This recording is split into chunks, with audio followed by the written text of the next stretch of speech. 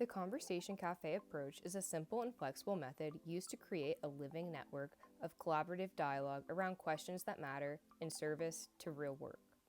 When a group has different goals, they can be named different ways, like creative cafes, strategy cafes, leadership cafes, and community cafes.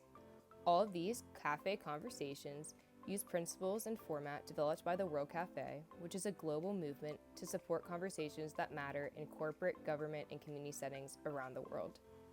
In addition to being a global movement, a World Café is also a metaphor that allows us to see it in new ways to make a difference through the power of conversation, something that is so natural, but it can be overlooked. All cafes using the World Café model benefit through the power of small group conversation. Dividing a large group into groups of 5 to 7 allows people to share in smaller, more comfortable space. Participants stay at each table for a round, then switch tables, allowing them to listen and share with more people and take key points away from each group. They then reconvene in original groups to discuss their findings. Hosting a World Café conversation is simple. The flexible format can be used for many different situations. World Café offers 7 design principles to help structure collective dialogue, active engagement, and constructive possibilities for action.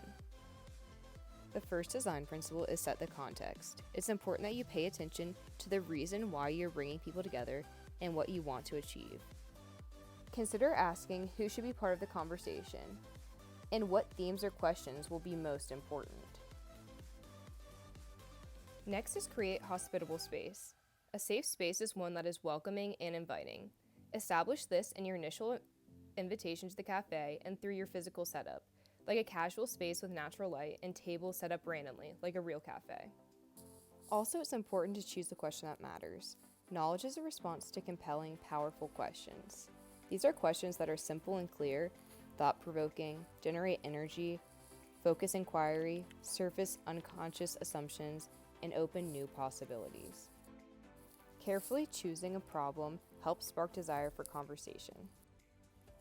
Encouraging everyone's contribution means promoting active contribution and normalizing talking and listening. Encouraging listening makes everyone feel like their perspectives are heard and matter. Encouraging participation can surface new questions and ideas and promote problem solving. A key element of a World Café conversation is to connect diverse perspectives. Giving participants the opportunity to move between tables allows them to learn from new people and carry key ideas and themes from table to table. The sixth guideline is listen together for patterns and insights. The quality of listening is the most important factor in determining the success of a cafe. Listening and noting themes, patterns, and insights helps create a sense of collection to the larger whole. Good listening is what is not being spoken and what is being shared. The final guideline is to share collective discoveries.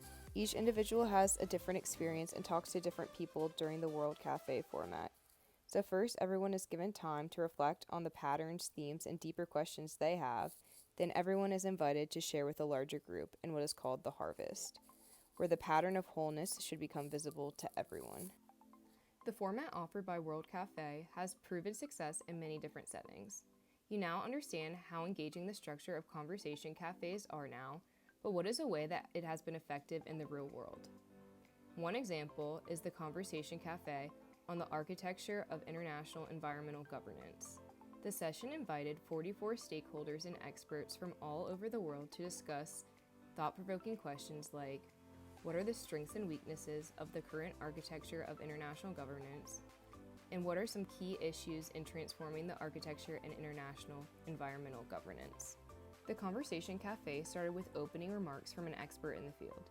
He emphasized the need for different approaches, both top-down and bottom-up, and the importance of the group creating a vision for change.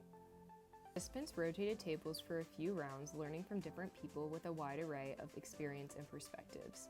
The conversations introduced a variety of information and lots of approaches to the question no one individual would be able to do on their own. After discussion, the facilitator helped the group harvest their conversations. They were able to discuss and consolidate their ideas into a handful of main and manageable points for each question. This was beneficial for the group because rather than them all presenting their own ideas on their questions given, they were able to collaborate together and create answers and solutions that encompassed everyone's thoughts. I hope you now understand how powerful conversation is and how successful the Conversation Cafe approach is when it comes to tackling difficult questions and problems. Thanks for watching.